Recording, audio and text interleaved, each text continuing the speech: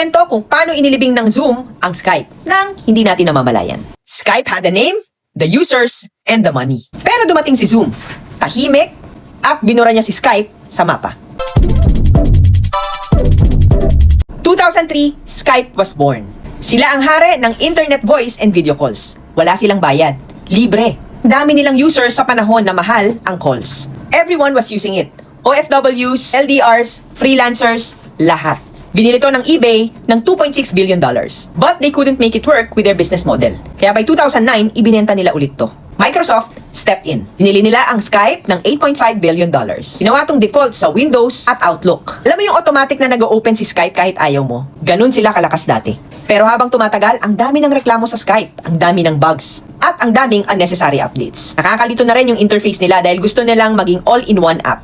Business, pang chat, pang calls, pang gaming, lahat na gusto nilang gawin. Meanwhile, sa kabilang banda, we have Eric Yuan. VP siya ng Webex at napansin niya yung problema ni Skype. By 2011, he left Webex. He built Zoom from the scratch. Isa lang ang goal ni Eric. Make video calls fast, smooth, at sobrang daling gamitin.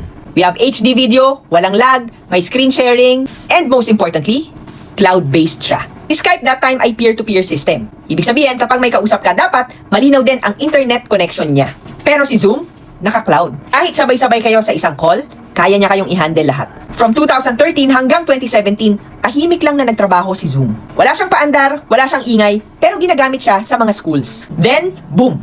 2020, the pandemic happened. The whole world went online. Lahat naghahanap ng video call app. Of course, Zoom delivered. Simple, efficient, and stable. From 10 million daily users, naging 300 million agad sila in just a snap.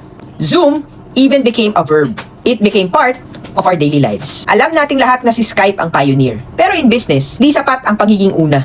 Kailangan, handa ka rin sa mga magiging changes in the future. In this case, Zoom was ready, Skype was not. Ikaw, naging user ka din ba ng Skype nung araw?